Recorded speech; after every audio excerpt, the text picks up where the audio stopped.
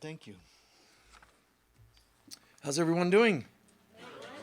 Good, good. Interesting week, month, right? Lots going on all kinds of levels, right? This year, it's going to get more intense. You'll see. Some of you might remember a few years ago, I said there's going to come a time in the next couple of years, major signs in the sky. And it started this week. Some of you know about it, some of you don't.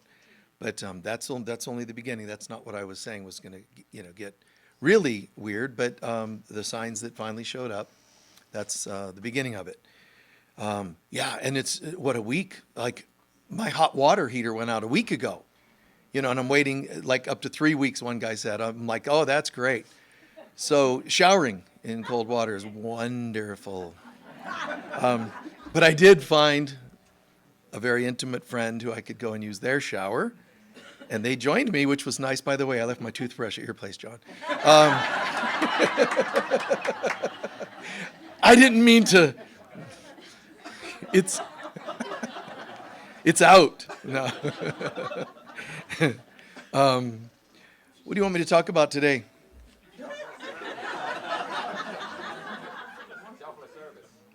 Oh, nice.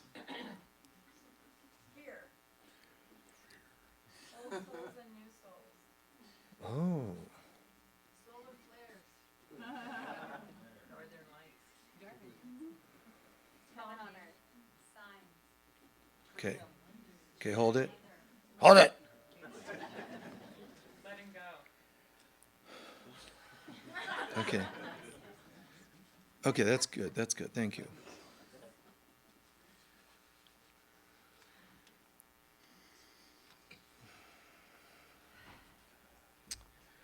All right. So much happening, so much happening. People know and don't know. The solar experiences, the flares, the signs. Remember, when we hear about signs, there's all kinds. There's in your dreams and waking, synchronicities on the inside, on the outside, so many things. And it's almost funny how numerous those are becoming. I can be thinking the most abstract thought, which is all the time, but I can be thinking the most abstract thought, like a song that I haven't heard in 40 years. And all of a sudden, it's the next song on the radio. I mean, so many things. And we're not to get confused. Don't make every one of them something you're supposed to chase after. The bottom line is, these are all symptoms, signs and synchronicities. They're all numerous symptoms of something higher up on the pyramid, which is called oneness. So the ultimate thing, the ultimate message behind signs and synchronicities is, oh, that's right, we're all one. That song, I knew that was coming somehow on some level, because on some level I know all. Not, I know all, I'm not boasting, I'm saying I know all. That's all of us. On some level we all do know everything. When the synchronicities are increasing, we're coming together. We're getting it together. We're starting to recognize our connection. But you'll go from many to connected to one.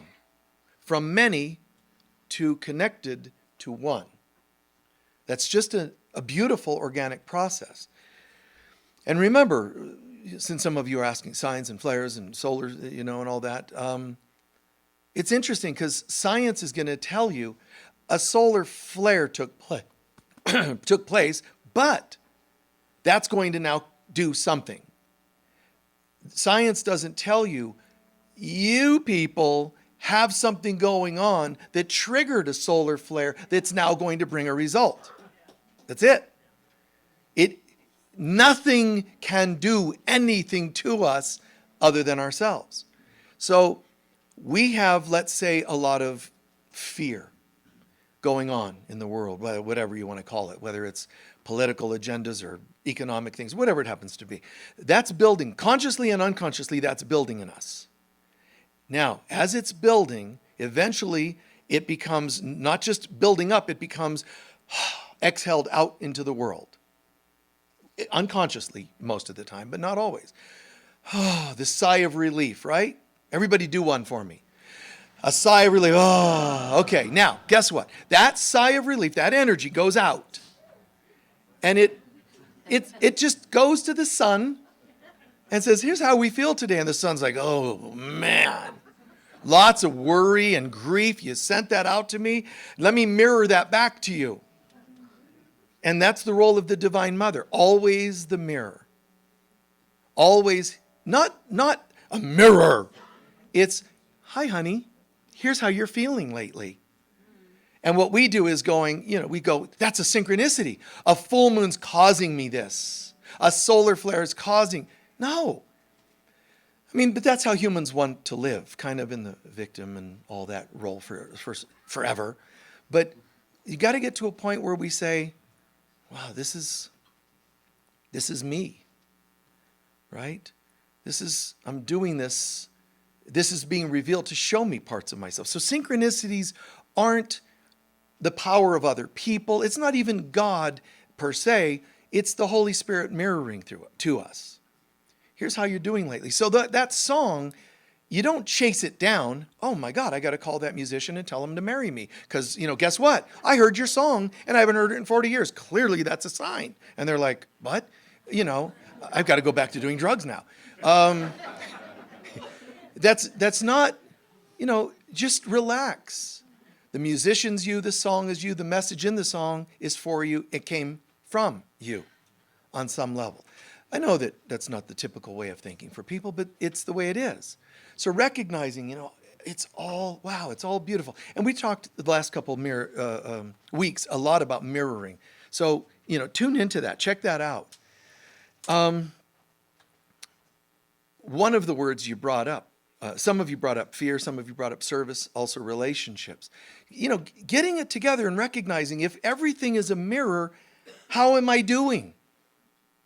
And A Course in Miracles is telling you the primary place to look is in your relationships. Because relationships don't mean romantic. It means your relationship with everyone. But it also doesn't mean your relationship with everyone. It's with everything. If I walk away from this podium and trip over the mic cord, I'm having a relationship with it. You stupid cord. I can't believe you got my... Blah, blah, blah, blah.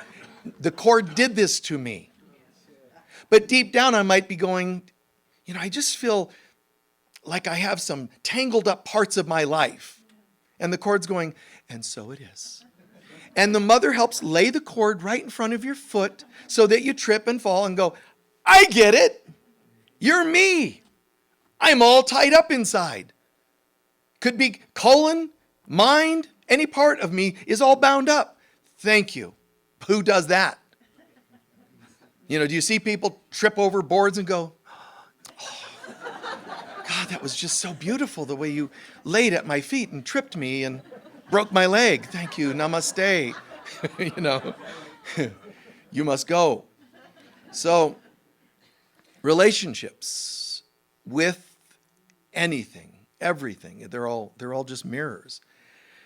And, relationships really have three parts, whether it's with your parents, your children, your partner, lovers, whatever they happen to be.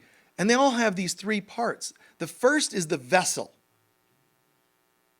The vessel. And the vessel is, you could say it's kind of like your intention. What kind of relationship would you like to have? Let's do a business together. Okay, cool. Let's have a business vessel. It's a model, a mold. Like you would put the ingredients of bread into a mold. Now, if I put the ingredients of dough into a round vessel and expect a square cake, it sort of doesn't make sense. Well, what's the vessel? You could leave this planet and go, I really don't like the way my mother did this or my partner did that.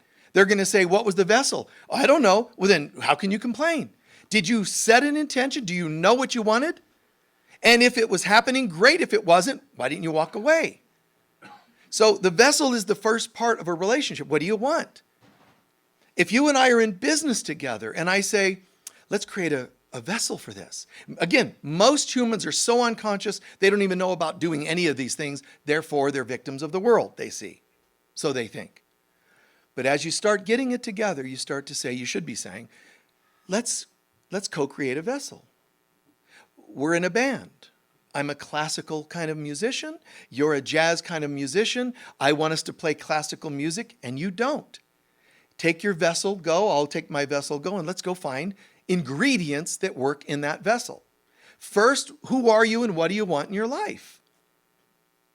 You want babies, you don't want babies. You want to live in or you don't want to live in. I mean, what are you looking for in partnership and in business?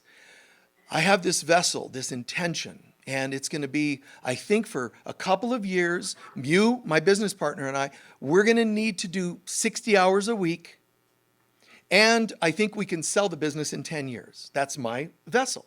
And you're like, actually, I'm thinking more like 10 hours a week, and let's sell it in 2 years. Get into conflicted relationships by having different goals, vessels, there's going to be a problem. But you know, sadly, most human beings don't even know the vessel, but what's worse is they don't want to know.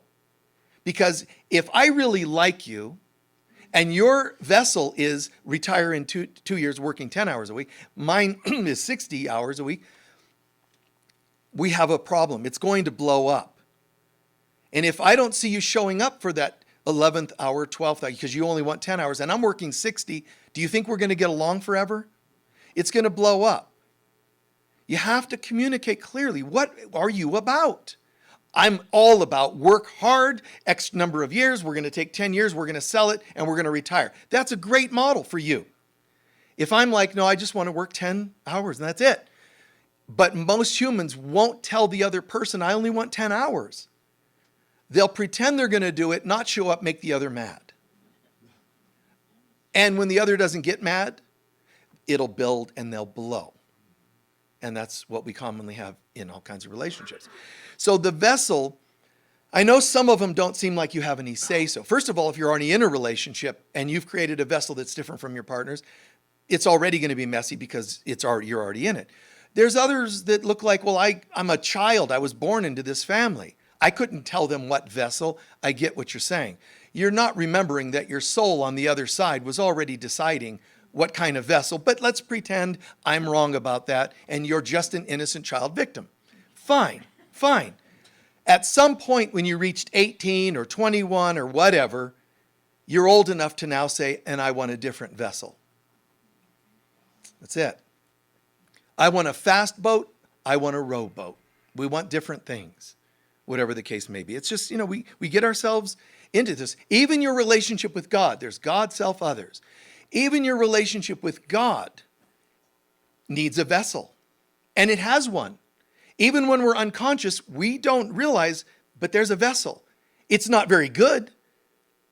The mold isn't set quite right. You haven't put it, fired it in the kiln, to make it a great vessel, or formed it if it's metal. But what is your vessel?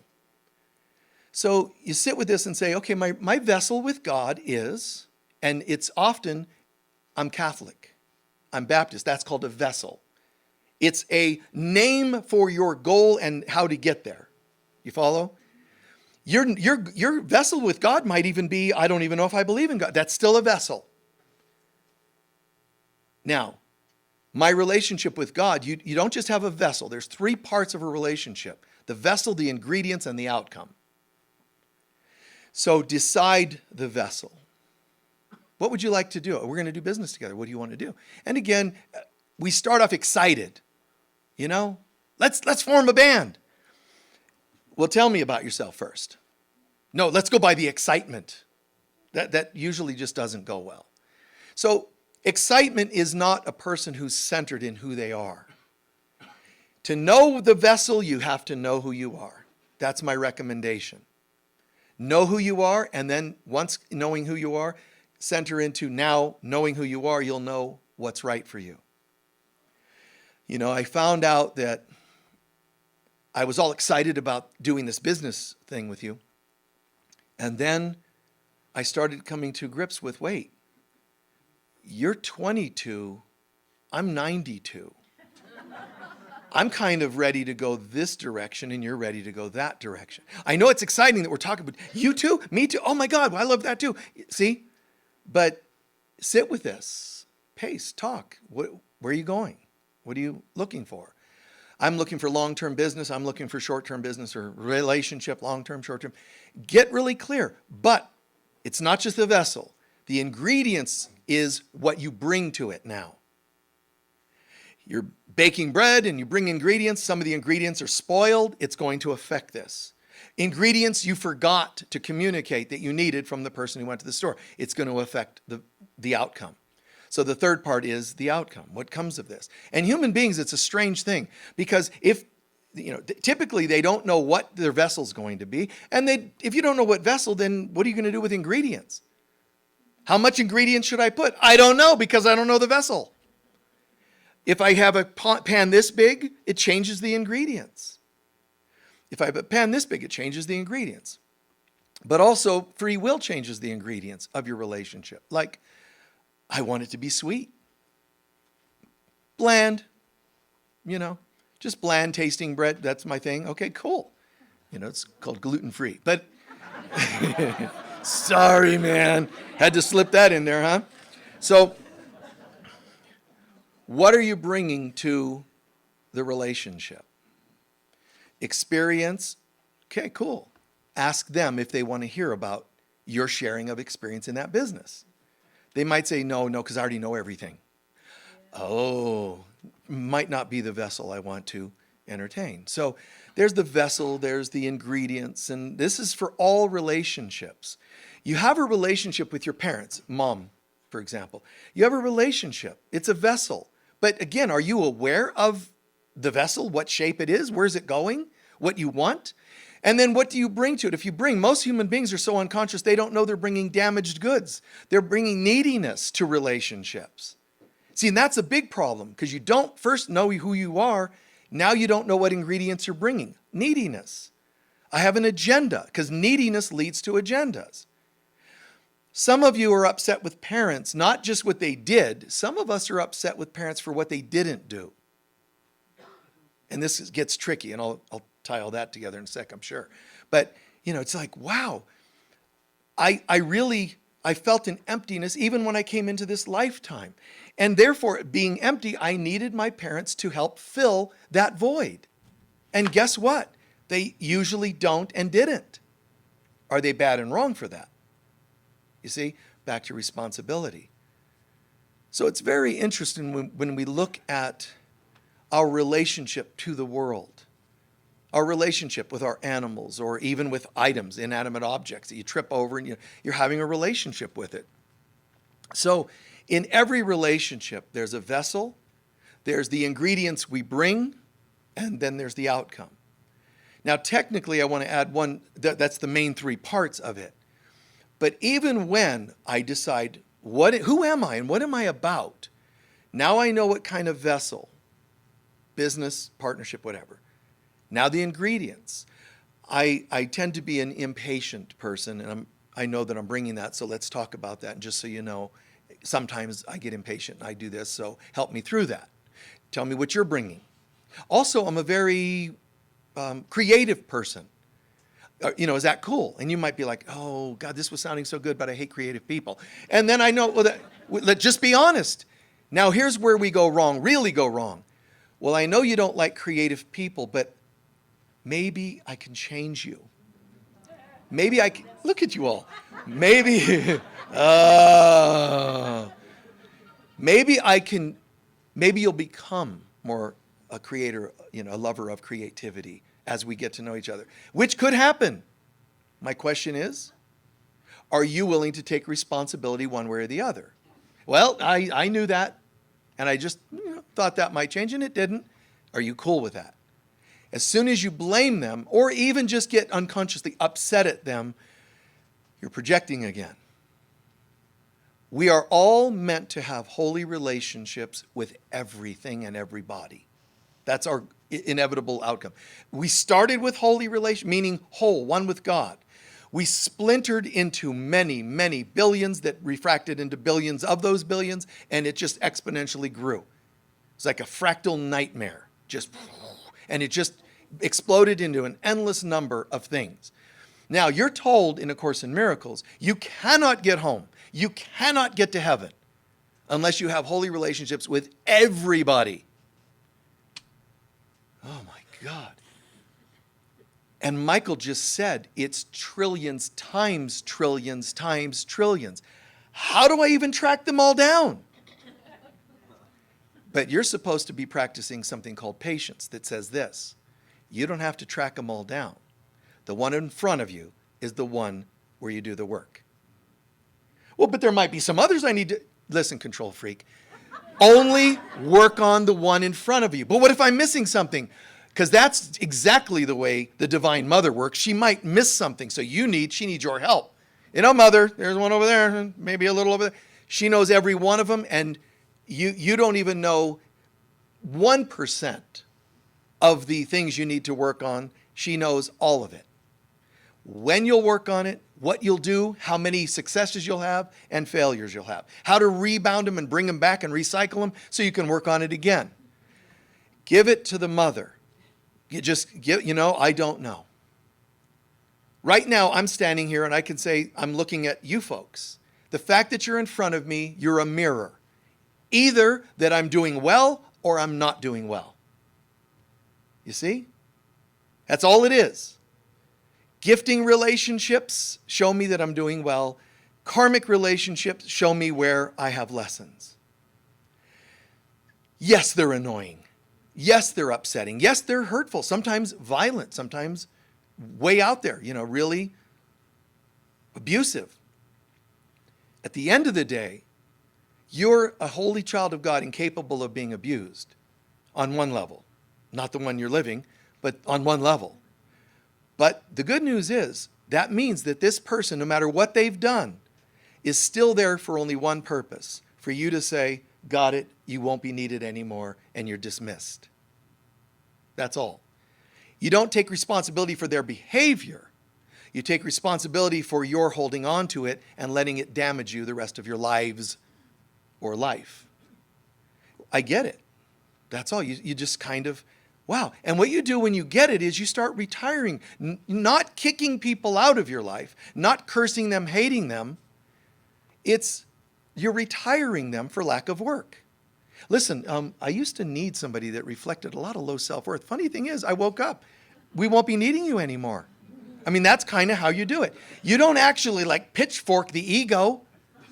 There's not we're melting. There's not an actual gruesome ending for the ego. You have to have the right weaponry, You just, you won't be needed anymore. That's all it is. A very simple, beautiful dismissal.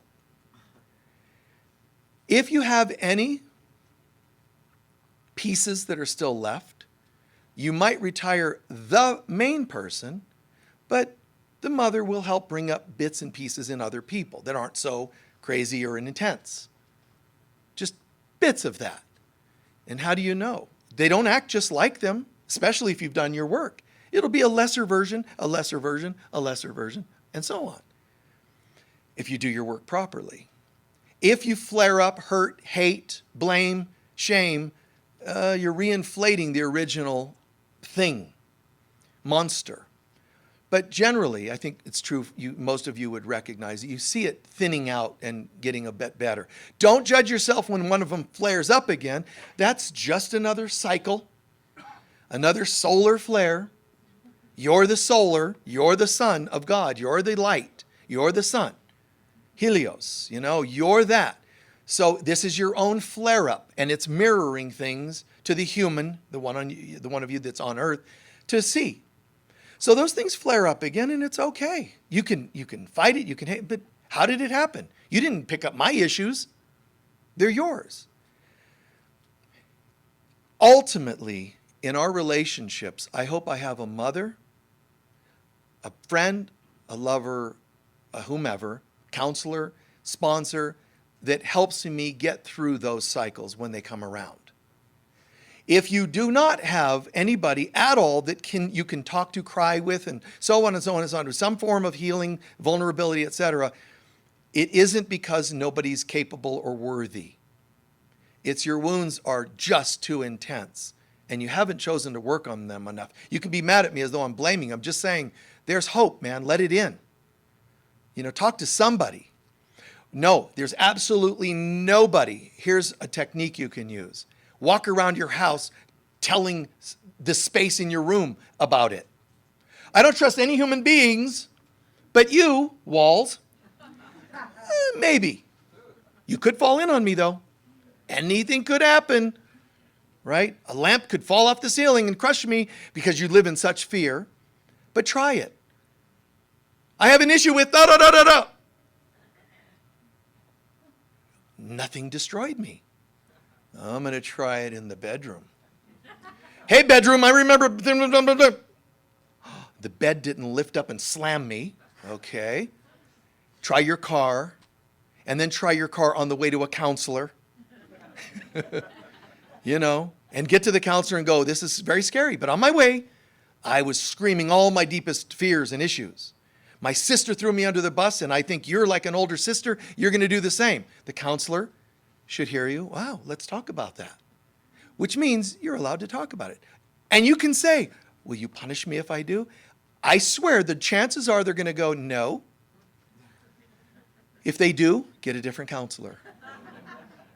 But you got to live and you got to risk coming to life. You got to risk coming out. Tell somebody something. It's one of the most beautiful things. When people say, what makes you the happiest? One of the things in life that makes me the happiest is seeing people come out with things they've never come out before. I don't care what it is. Oh, I used to be a sniper. Oh, I'm gay or straight. Or I'm this. Whatever. I don't care. When somebody can come out into a place of freedom, I love that. I love the look. I love the sound. I love the whole concept. Because there's something called a bridge of healing. I won't go into it in detail. You've heard me talk about it in healing classes. But there's a bridge to healing. You must get from wounded to love. And I won't go into the details, but in a nutshell, the only thing that can move a person from broken and wounded, post-trauma, anxiety disorders, all those things, over to love and peace and joy is called safety. A person has to feel safe enough to even move from here towards that. There's other components in between, but the general rule, a person has to feel safe enough. So come out, try. And if you're not healing, one of the things to look for is, do you feel safe enough?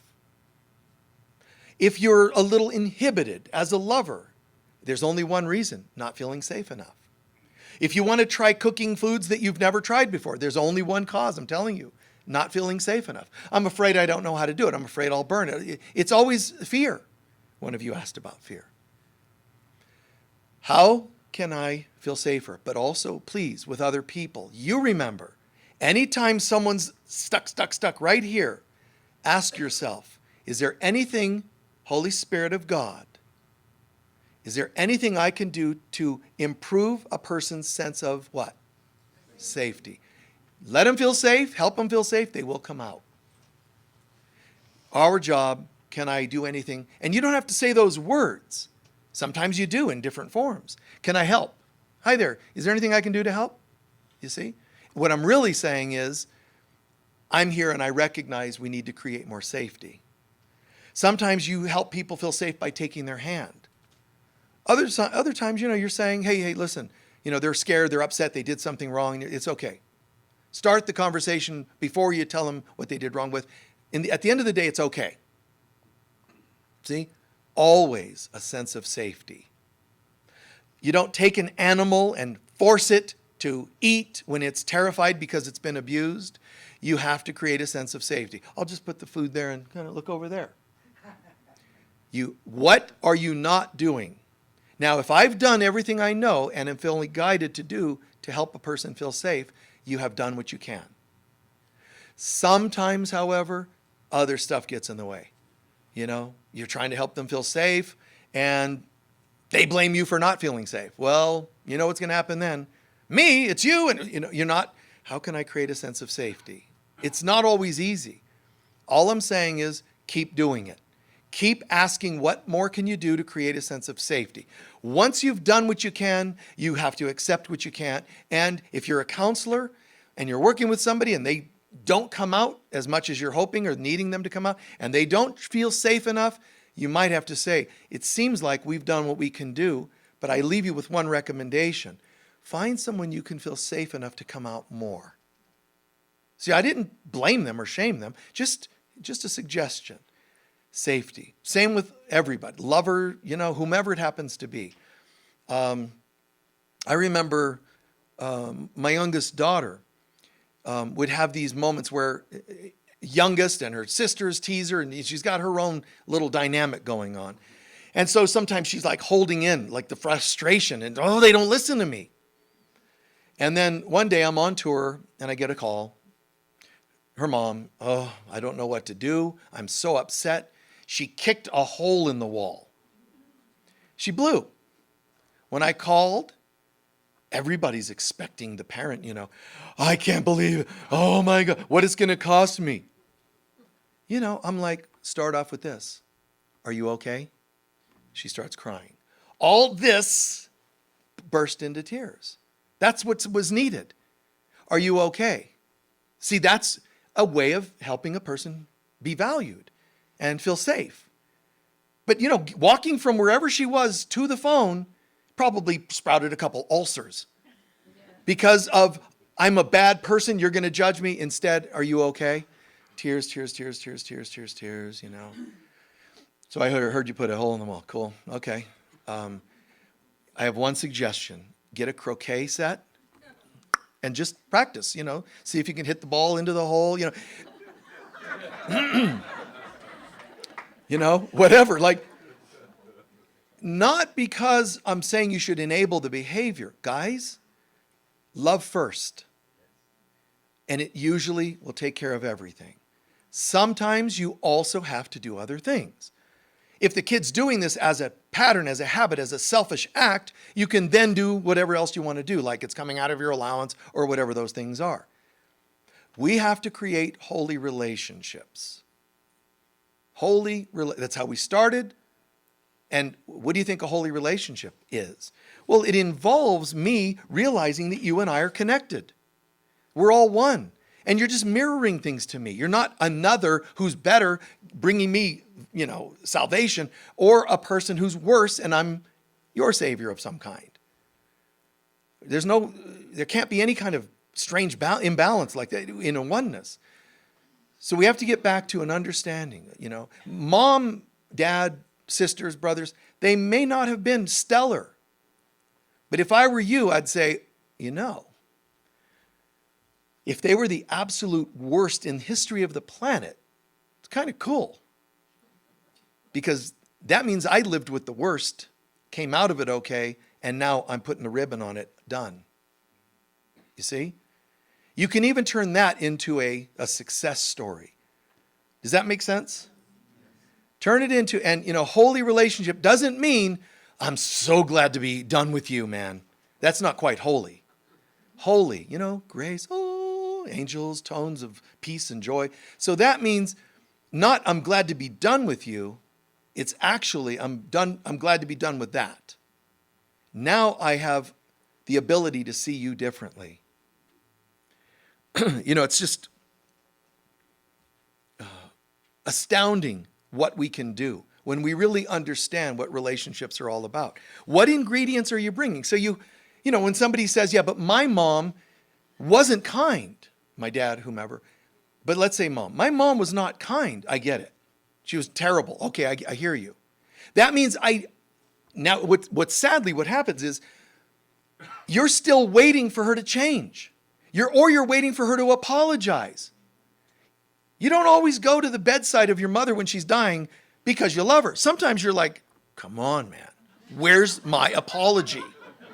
And you're like, hi, Mom, oh, I'm really sorry. And Mom's like, and you're like, can you just squeeze out an apology? And if she doesn't, hurt, you're back in therapy and, years of, I can't believe that woman. But wait, one reason is because when she dies also goes your opportunity to fix things and have it good.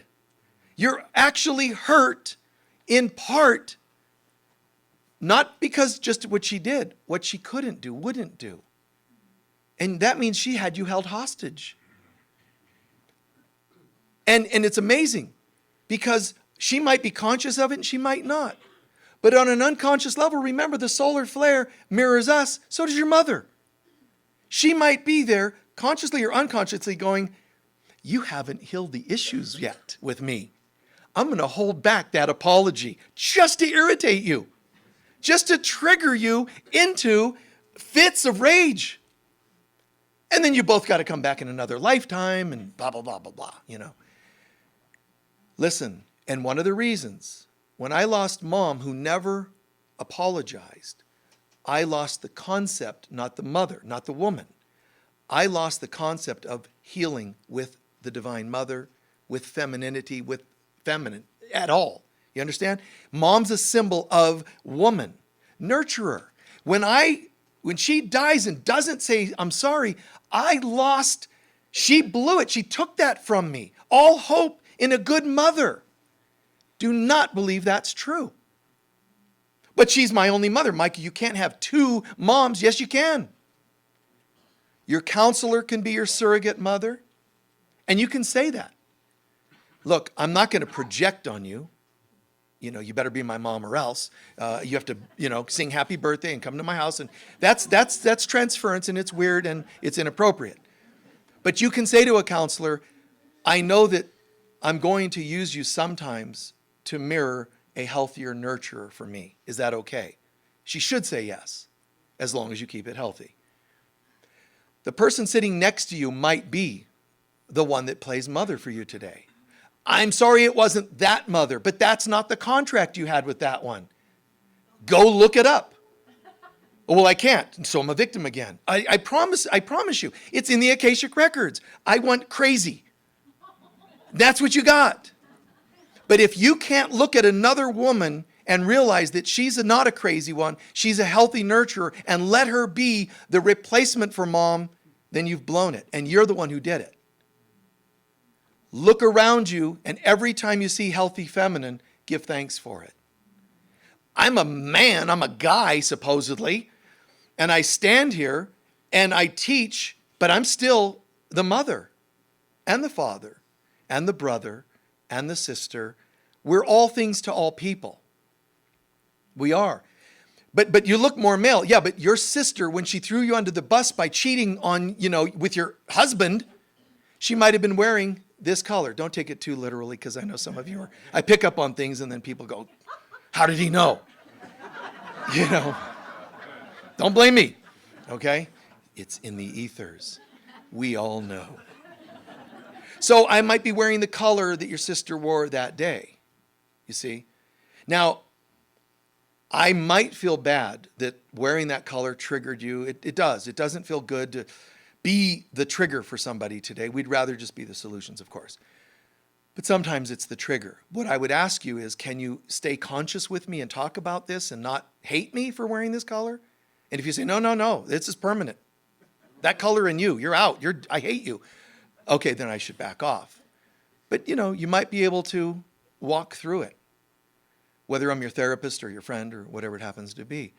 I've known people to get triggered. A guy in their life looks totally different, but wore the same cologne as an abuser 30 years prior. Oh, it's so weird how these things happen. Why would God do that to me? God has nothing to do with it. It's just us bringing things back that we need to tie up, to heal. And the goal is, well, why do I have to? Why does God want me? No. Your soul wants to go home. You want to complete these relationships. I know. Well, I'd rather not do that by dealing with karmic ones. Can I just have loving ones? I'm not the one bringing them to you. I'm sorry. Anything that is not yet holy has to be brought up again and again until it's holy. That's the universal law. Well, I hate those laws. You co-created them. You see? I did this as a kid. Why this family? I can't believe this. And I'd go, God. My dad would say, what are you blaming God for? Because he stuck me in this house. That's what I would say. But I wasn't aware. Should have went, God, no, wait, me. Oh, okay, I'm good. Just a quick loop. I'm good. Yeah, that was me. My bad. I'm not coming back to you again. The triggers, they're going to resurface again and again. What are you bringing to the relationship? What are you bringing to the business? Some of you are trying to do business with other people. Stop. What's the vessel? If you don't get that, forget it. What is the goal, the intention, the vessel? Get clear. If I want to start a study group, a book called Z, I'm going to start a study group Z now. And, Linda May says, oh, I'd love to help you do that. Great. And we're all excited. 3 weeks into it, I could be like, oh my God, she wants it to be a 3 hour and I only want a 1 hour. And, and you start getting and holding this in, venting, gossiping. I don't even like her in the first place. This is what humans do. Stop. You're the dummy who didn't get clear on the vessel. Sweetheart, let's talk about the vessel. It's hard to do when you're 5 years into the business or 50 years into the relationship. Honey, maybe we should discuss the vessel. It's kind of late. Sorry. But it's like, maybe we should discuss the vessel.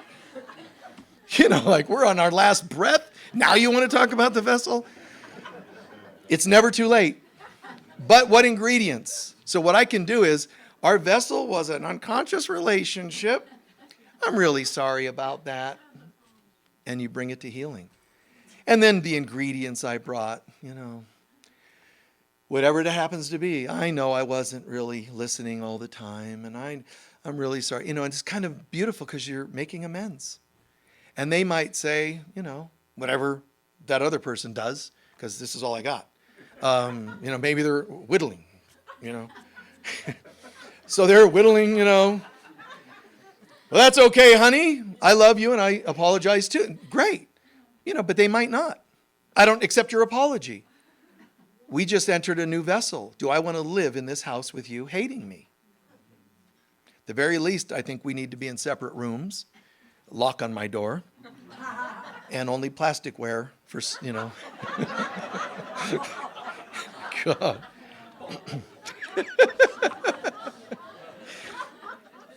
Wow. Happy Mother's Day. Yeah.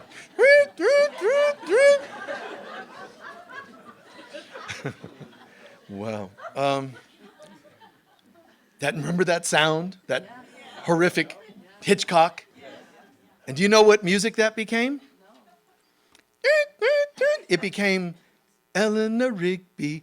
Dun, dun. That's where McCartney got the idea. Dun, dun, dun, dun. Those sharp little notes. It's amazing. Anyway. In relationships, first and foremost, I have to know myself better.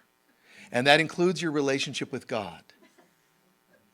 First and foremost, my relationship with God. Do not try to create a vessel that leaves God out, or you're in trouble.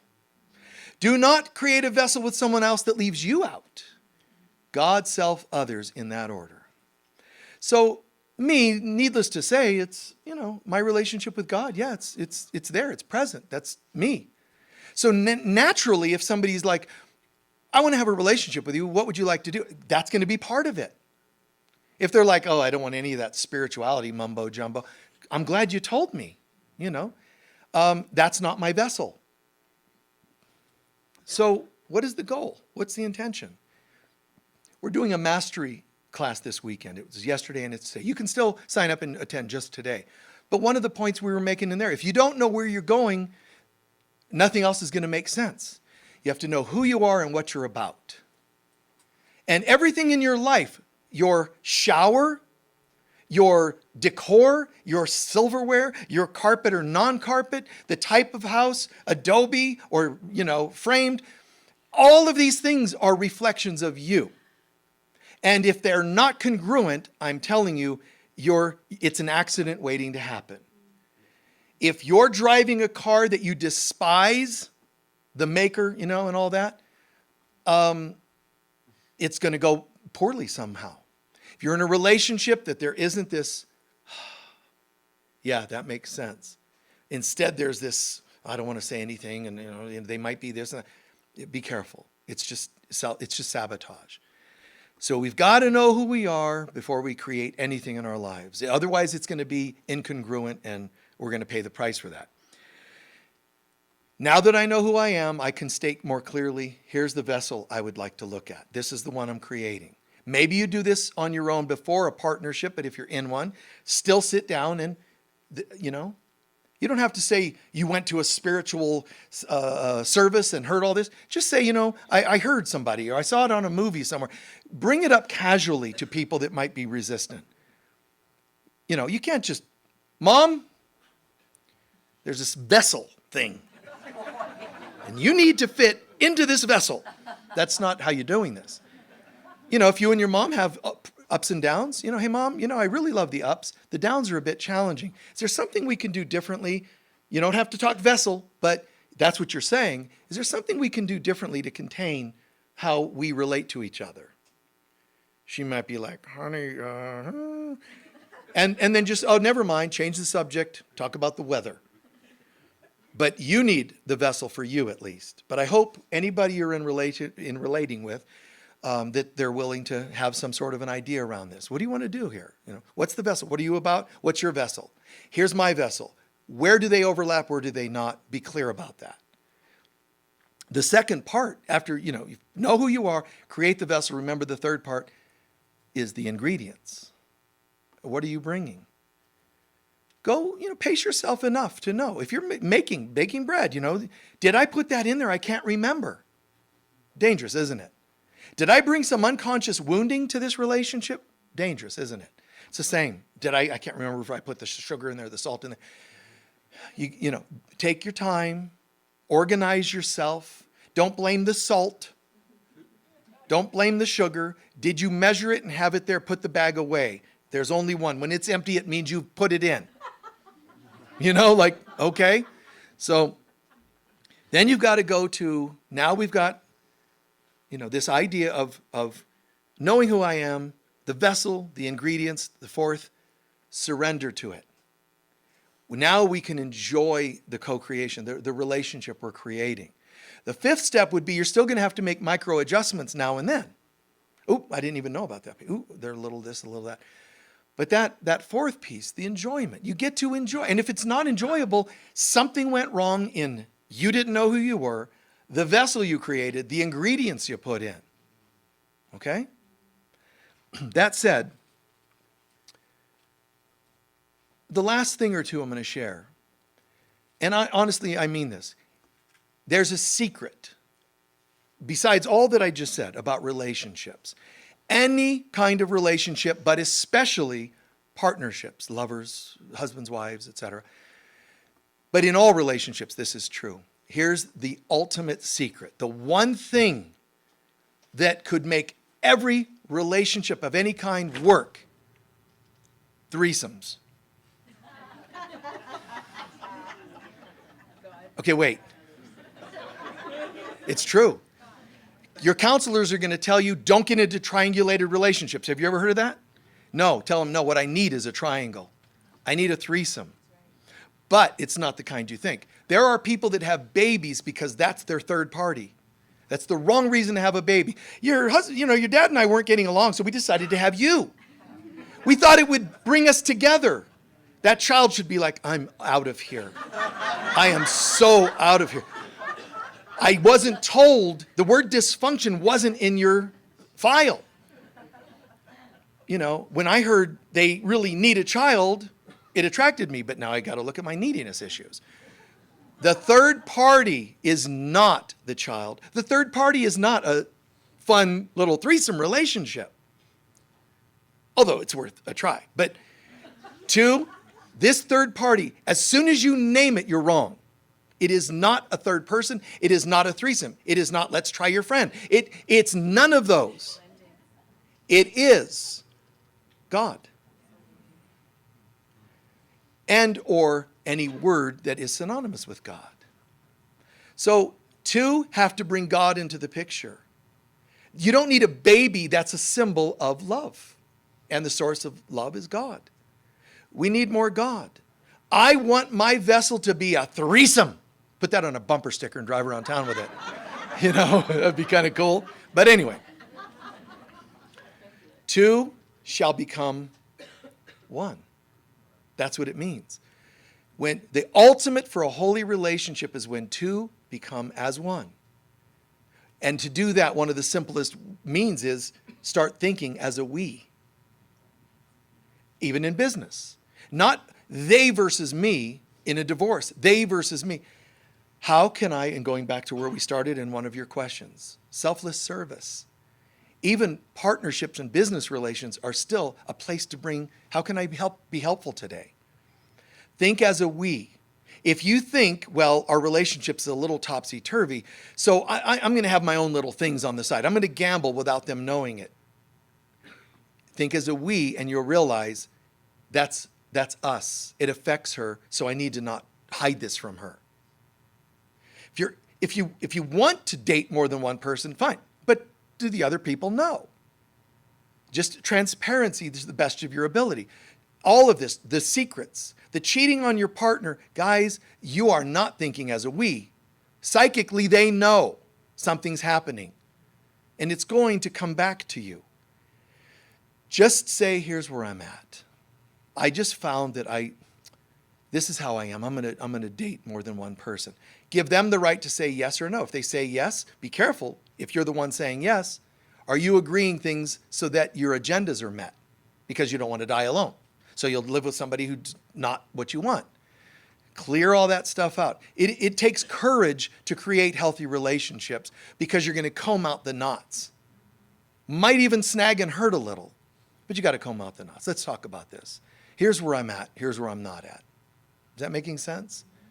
Talk, to family. Listen, we sometimes do this. Be kind and be tactful, but this kind of goes on, and that's just not where I want to be. Can we do this differently?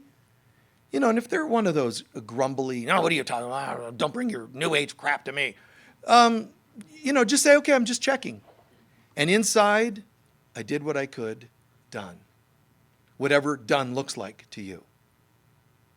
To thine own divine self be true. But you have to know that you have a divine self. Take a few centering breaths.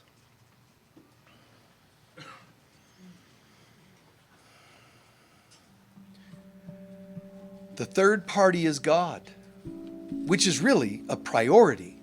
But for now, when you and I think that we're different in business or intimate relation, wait. The two shall become one. Even if you're just a friend, I should be thinking of us more every day, more and more, as though we're so connected. Think as a we. That's selfless service, even to partnerships. But as I develop this ability, every bit of movement forward is progress you can never lose. Those two original dots could move further apart from each other. We know what that looks like. They can go backwards. That's not a great sign, is it? One of those two dots could give itself up and join the other codependently. That's not good. Those two dots could even move forward but no closer, and those are the scariest. Those are the weirdest, because those are relationships where it seems like I'm okay. I am improving as a person, but you're not noticing. You're not any closer. You need a third party that's like a magnet that pulls you forward and forever closer together. And if you and I only make it 1 foot down that scale, down that chart, I'm a better person. And if it ends, nothing can change my progress. I became more of me. I got closer to God, and I did it with another person as much as was able to do. That is absolutely stellar. And the chances are, had you caught on sooner, you might have even made it with that person that now you might not be able to make it with. And it's okay. No matter you stay with me or not, I'm going to that same place. Me, God. Anyone in my life that's in my life, I'm going to bring along those lines. If they don't want to go there, so be it. That's okay. Peace to them, love to them. Centering into what you heard that made sense. Anything that worked for you, anything that made sense, breathe it in. If something didn't, let it be, let it go. But breathe in. It's not an accident. Something was here that you needed to hear.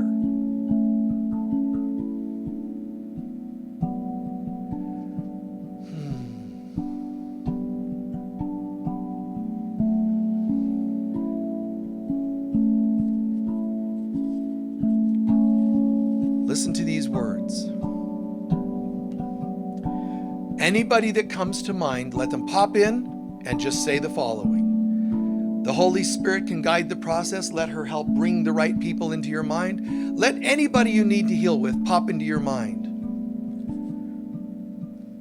I accept who you are personally. That's what you say to them. I accept who you are. It doesn't mean I accept that you're a lowlife. It means out go my agendas, my needs. Yeah, I would have liked you would have been a different person, a better person. No, I accept you, who you are personally. Do that with anybody else that's popping into mind for the next 20 seconds or so. Just sound objective. No disdain, no major resentments. And if you feel them, see them. It's okay. Yes, I still feel resentment, but I accept who you are personally. Do that. If people pop into mind that you think you were already healed with, please know they pop into mind, so do it.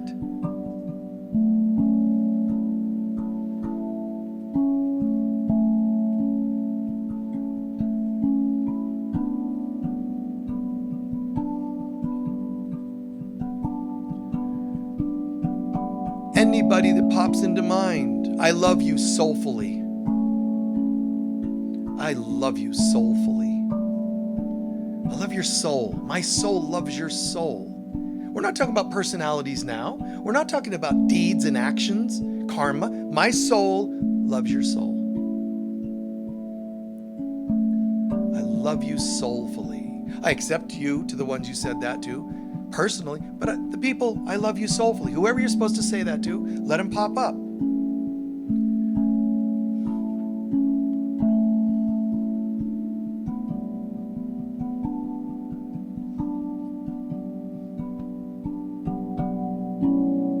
The next batch of people, I honor who you are spiritually. Anybody now that pops in, just say it. I honor who you are spiritually.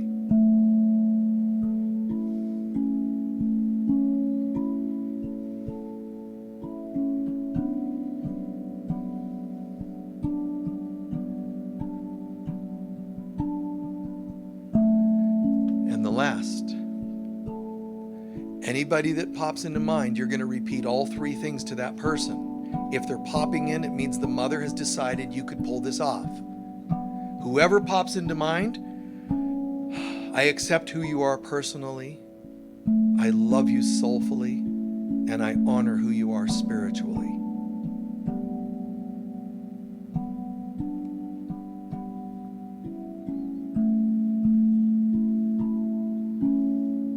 Be as heartfelt as possible.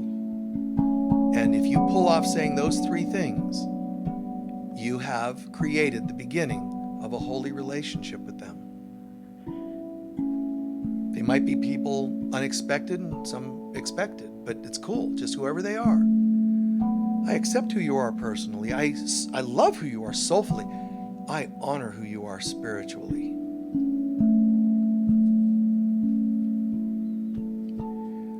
The fruits of doing this bring something that's called peace that surpasses understanding.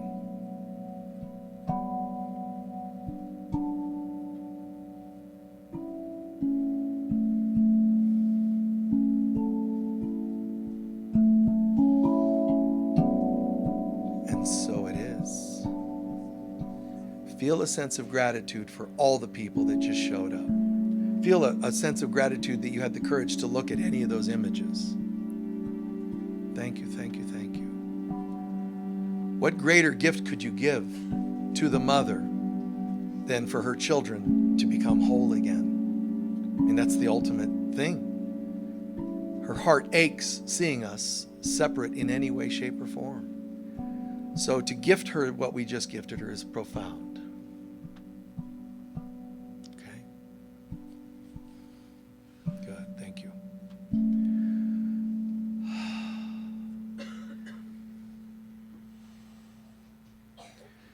before we fully come out of that, and by the way, in a second we'll do our closing prayer.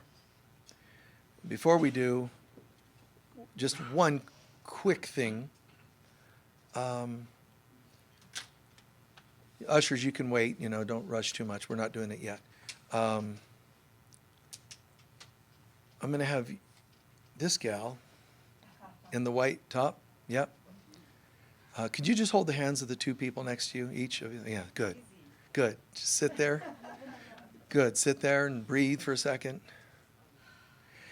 She might be bringing this to you, or she might be asking this of you.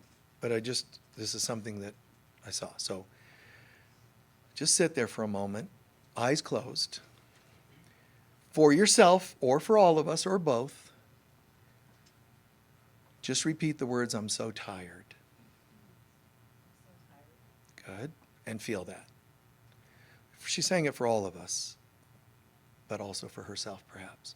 You're letting the people whose hands you're holding, and just say it again to them and let them know through your hands. I'm so tired. Yes, you are. Download all the reasons why to them. If you know who they are or you don't know who they are, that's not the point. Right now, they're just souls. Somehow sitting next to you for some reason. They're just the right people for you to be able to say this and they to hear you. And squeeze their hands a little bit and repeat it one more time. I'm so tired. Atta girl.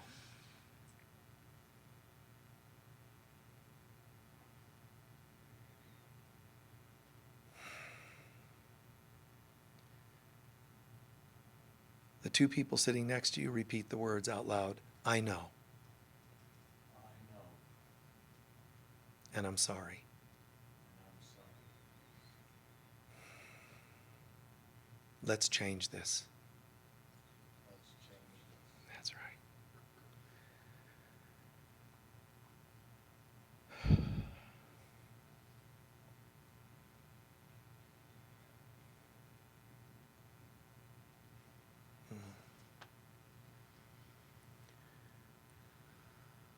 Just for a moment, hon.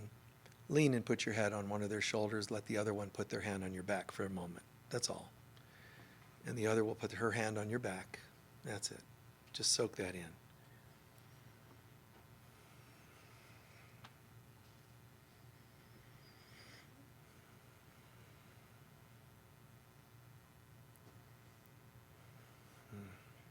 It's very beautiful. And, and we're all bearing witness to this. But every one of us has felt tired, so she's showing us this and giving us this opportunity. And yet, she's bearing the burden for some reason. She was selected. So, we're sorry for that. But we're grateful to you for mirroring that to us. Permission to trust other people, to be held, to have a place to feel and cry. We love you. We love you. Thank you for sharing this, and we're sorry that that part happened, but we love you. Thank you for all this. Please forgive us. Any person's ever feeling tired that we weren't there, we're sorry. Please forgive us. And thank you for forgiving us. But we're glad to be there now. She's your child that has felt this way. She's your partner that has felt this way. She's your mother, your father that has felt this way and didn't feel permission to just, let it come out. Would you feel comfortable leaving people that way? Yes or no? Would you be comfortable leaving people in pain like that? No, you shouldn't. Good. When you see this in the world, try to be helpful. Try to be of service. Thank you. Please share your love offering and we'll do our closing prayer. If you don't have a love offering, we're not going to close. We're going to keep you here. Your love offering, be as generous as you can be. Thank you. Thank you. They talked about that. And I'm going to remind you, the Mother's Day celebration with Gabrielle Young reciting Rumi poetry and such, John Dumas as the musician, that's today, 5 p.m. So please, check it out. Come back. Okay, and you can register for that maybe in the foyer. If you need to pay for it, you pay in advance. That'd be helpful, especially since they can get a head count and arrange chairs accordingly. Your love offering, the prayer is online for you to see, but it's also on the brochures in front of you. Prosperity prayer. Together, please. Divine love flowing through me blesses and multiplies all that I am, all that I have, all that I give, and all that I receive. And so it is. Excellent. It'll only take them a minute or two to pass the baskets around. The bags are for your donations. The baskets are only for any extra donations so that we can help people of lesser means or for special projects that we're working on. All right? While they're passing those around, can anyone share, what did you learn, hear, experience, or feel, or see that you think is going to be helpful to you? Yes? Clearing the vessel. Clearing the vessel. Yeah, it's a mold, man. You know, if you don't have a clear vessel, why? Human beings, they actually complain. I wanted a square one. Did you create a square one? I wanted a round one. Did you tell everybody I want a round vessel? Know who you are, and the world can comply. If you don't know who you are and you don't make it clear, people can't comply. Yes? The threesome triad. The triad, the threesome, right? Isn't it beautiful? Go to the grocery store this afternoon. Tell a friend, nice and loud. You know what I found out today? Threesomes are the only way to make relationships successful. Just put everybody to the test. You know somebody's going to be fainting, and we have fainting in aisle 3 because that's going to be too much for their brain. Other people are going to be like, oh, I got to get their number. Stay away from all of them. Threesomes are the way to go. You and me and God. And it's you and my mom and God, and it's all my relations. I don't want to have a relationship with any of you without your permission for a third party. See? And it's God. Are you okay with that? You might say yes. Great. We have a holy relationship. Let's go. Let's start creating a holy relationship. And if you say no, no problem. There's you, there's me. I'm going here. And you say no, let them go. You keep going. Anyone else? Yes. Safety is a bridge for healing. Safety is the motivator, the fuel to get you from broken to healed, to love. You got to feel safe. But remember, I said, help other people feel safe. Anyone else? Yes, one more. You're here because you were supposed to be here. You're here because you're supposed to be here. And all the assignments you gave everybody. You know, it's true. And I know sometimes I don't like the assignment I gave you, which really means I don't like me, some part of me, because that's what you're there reflecting. And it's painful sometimes. Just ask God to be with you and comfort you. Call on the mother. You know, hold me in my heart. Help me to deal with the pain I'm feeling, seeing what I signed up with here. Okay? Thank you. How are you feeling, dear? Wonderful. Wonderful. Good. So glad to hear that. God bless you. Thanks for bringing that to us. Yeah. And I know I didn't ask your permission, but psychically you told me to do it, so I'll blame that. I did. You did. Good. I'm joking. Please stand for our closing prayer.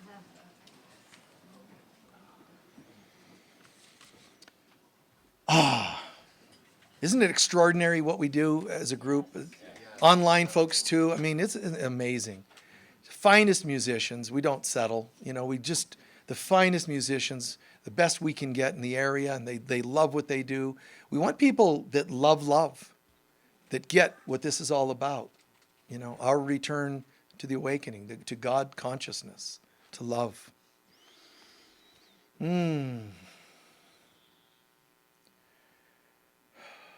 Center into that gratitude, that feeling. The light of God surrounds us. The love of God enfolds us. The power of God protects us. The presence of God watches over us. Wherever we go, God is, I am, we are, and so it is. And that's the blessing we send to each other and to the world. Peace be with you all. God bless.